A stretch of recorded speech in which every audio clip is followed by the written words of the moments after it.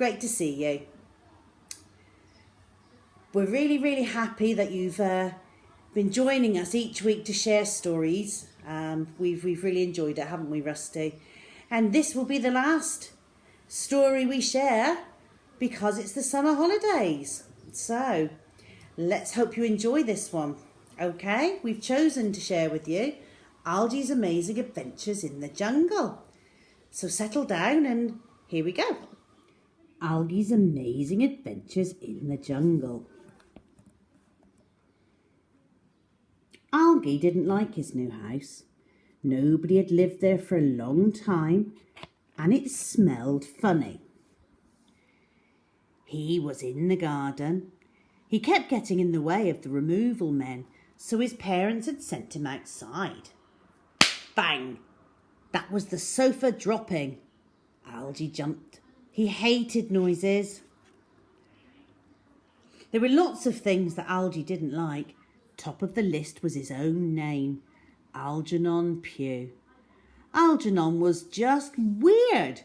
Pugh sounded a bit like, well, never mind. Here is the list. My name, the dark, spiders, girls, being kissed by Auntie Sue, snakes, crocodiles, mad tigers, carrots, and moving house. Algy's parents had told him that moving house would be an adventure. Algy had added that on the list too. Having adventures. No thanks, too scary. The garden was a mess. The fences were leaning over and in a couple of places missing altogether. Suddenly a voice behind Algy said, "Hello." A girl was leaning on the wobbly fence. She had dirty wire glasses and mended with sticky tape. "Hi," said Algy. He didn't trust girls. They whispered too much and giggled. The girl said, "What's your name?" "Algy." "What's that short for?" "Algernon," said Algy. "Algernon Pugh." "I'm Cheryl Ann Christabel, Rosalie Smelly, Cherry for short." Yikes! Cherry Smelly? This girl had an even worse name than he did. "My mum made it up," she said. "Except for Smelly, we're all stuck with that." There didn't seem much else to say, so Algy said, "Bye then," and went to explore the garden. At the bottom of the garden was a shed. It had a small cracked window. Algy rubbed it, trying to peer inside.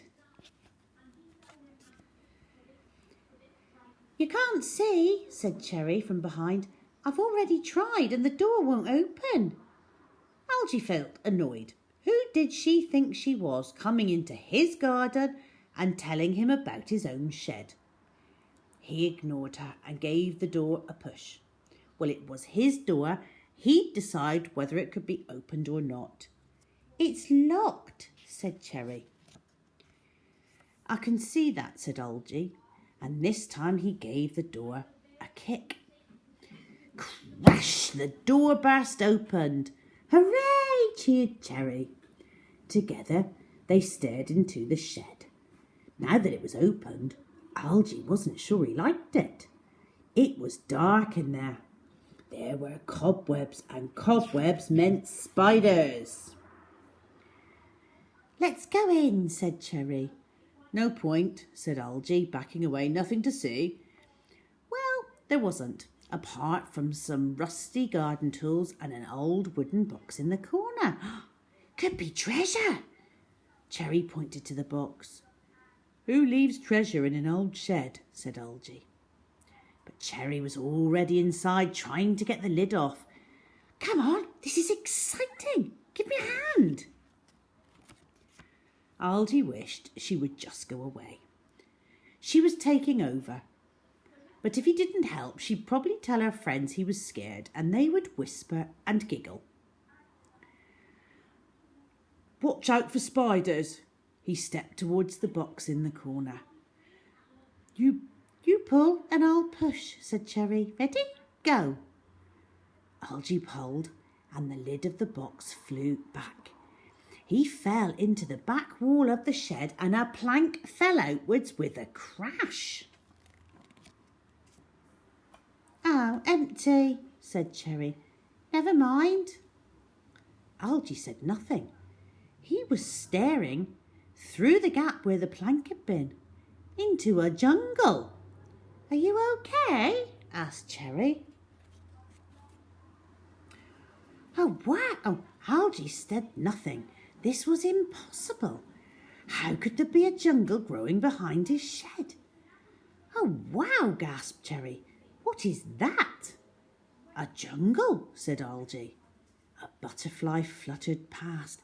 It was huge. "It can't be," said Cherry. "It is, though," said Algy. "I think it must be some sort of other world." Algy's tummy gave a flip as he said that. Other world, that was definitely going on his list. "Whoa," said Cherry again. "Amazing." Algy could think of a better word. Scary. "Let's go and explore," said Cherry. "It'll be an adventure." Algy didn't want an adventure. He wanted to run indoors and pretend that this wasn't happening. Jungles were dangerous. Everyone knew that. "I'm not sure," he said. "Well, I am," said Cherry. She wriggled through the gap and stepped out on the other side. "Hurry up," she called. "What are you waiting for?" Algy hesitated. Could he? Dare he? Well, he wasn't about to let Cherry go on her own. It was his shed after all. He took a deep breath and squeezed through. The air in the jungle felt hot and sticky, and something red flashed high in the trees. "Look," said Cherry, "a path. Let's follow it." She began moving down a narrow trail. "Wait," called Algy. The trouble with Cherry was she never stopped to think about things. Algy couldn't let her go off on her own. What if she got lost or eaten? How would he explain it to her mum? He went after her, glancing nervously back at the shed in case it vanished. Right now his new house seemed a lot more appealing. "I've always wanted an adventure," said Cherry when he caught her up. Said Algy. "My glasses are steamed up. You go first," said Cherry. "Oh," said Algy. "Right." He wasn't sure about being in front. Anything could happen. But if Cherry couldn't see, she might lead them over a cliff. Slowly they moved along the path. Little scuttling noises came from all around. Suddenly, something long and green uncoiled and slithered across the path in front of them. Algy stopped. Cherry bumped into him. "What?" she squealed. "What?" "A snake," said Algy. His heart was hammering. It's all right. It's gone now. He really hated snakes. He picked up a stick lying under a tree. Snake protection. Better to be prepared. They rounded the bend and Algy gave a shout. "Look, monkeys!" A group of them were swinging high in the branches. Algy didn't mind monkeys. Anything was better than snakes.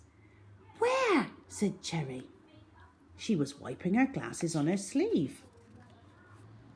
Then, disaster. The biggest monkey swung down and snatched the glasses from her hand. "Hey!" yelled Cherry, but the monkey was already up the tree, proudly showing off its prize to his friends. "Don't panic," said Algy. That sounded weird coming from him. It must be the jungle air. "I can't see. Everything's blurry," said Cherry. The monkeys were moving away. The thief was wearing the glasses. Algy thought he looked like a wise old man. It was actually quite funny. It wasn't funny for Cherry, though. She looked weird without her glasses, sort of lost and worried. Algy knew that feeling. "Don't worry, Cherry," he said. "Follow me." With Cherry's hand in his, Algy walked along the path. He swiped at the bushes with his stick in case of snakes and kept a close eye on the monkeys above. The biggest monkey suddenly took off the glasses and threw them away. "He's dropped them," cried Algy. "Wait there!" And he took off into the undergrowth. The ground became very wet under his feet. A horrible smell met his nose. Moments later, he was staring at a pool of scummy-looking water. A swamp, a green, stinking swamp. The glasses had fallen onto a floating log a short way in, not too far, just a paddle. "What's happening?" he heard Cherry from the path. "I'm getting them," called Algy. It wouldn't take long, he would do it and then they could go home. He pulled off his muddy trainers and socks, then he pulled up his jeans as far as they would go and waded in. Water bubbled around his ankles. Mud oozed between his toes. But he carried on, using his stick for balance. The log was just ahead. He reached forward and grabbed the glasses, and then the water churned and a huge mouth reared up. It was red and lined with rows of sharp teeth. Algy lost his balance and fell backwards. Splash! The mouth was moving towards him. This was the end. Help! He was going to die unless he acted right now. He brought his stick down with a whack. Back on the path, Cherry was peering around helplessly. "What's that?" she screamed as a dark shape approached. "Stay away from me!" "Don't worry, it's only me," said Algy. "I've got your glasses." "Oh, thanks," said Cherry. "I thought you were a gorilla. What happened? I heard a splash." "Bit of a fight with a croc," said Algy. He tried to say it casually. "A crocodile? Really? Or it could have been an alligator. I hit it on the nose and then used my stick to prop its jaws open." He'd had to. He didn't think he had it in him, but he had. He had saved the day. "Whoa," said Cherry. "That must have been one surprised crocodile." Algy wasn't used to impressing girls. He went red. He felt a bit like a hero. It was wonderful. Just then there came a low growl. Algy turned and saw something hiding in the shadows. You couldn't really see it, but it had the impression of stripes. There were times to be a hero and times to run. "Run!" shouted Algy. They raced back along the track. From behind they heard a roar as a tiger leapt out of the bushes. To Algy's relief, the shed was still there, just where they had left it. "In!" he yelled. "Quick!" Cherry scrambled through the gap with Algy just after. He reached back, grabbed the missing plank and fitted it back in place. Crash! The shed shook as the tiger hit the plank head on. The plank held. Cherry and Algy sat panting in the dark. For once, Algy didn't mind. The darkness felt safe. That night, Algy lay in his bed in his new room. But sleep wouldn't come. He had too much on his mind. He still couldn't believe it. He'd gone into another world. He'd rescued a damsel in distress. Well, Cherry. He had seen off a snake, possibly poisonous, and fought with a crocodile or alligator. He had outrun a tiger. He had been brave. He wondered if the jungle would be there the next time he looked. He would look, of course. He'd arranged to meet Cherry the very next day. If it was there, would he go back? Maybe. Probably. Cherry would want to. Cherry was okay, actually. He would cross girls off his list, and maybe snakes, and the dark, possibly even crocodiles. Not tigers, though, and he still didn't like carrots or his auntie's sloppy kisses. Would he cross off having adventures? Well, yes. Adventures weren't that bad. He'd quite like to have another. The end. Well, that was good, wasn't it? There's Algy thinking he's afraid of everything, and actually he was really quite brave, wasn't he? I'm not sure how I would have reacted in those situations, but never mind. Anyway, Rusty and I thank you very, very much for joining us each week. We've really, really enjoyed sharing our time with you, and we hope you have a fantastic holiday and do lots and lots of fun things, because we're going to. And we really hope we get to see you in September. Take care of yourselves, enjoy your family time, have fantastic holidays. Big bye-bye from me and Rusty. Bye-bye.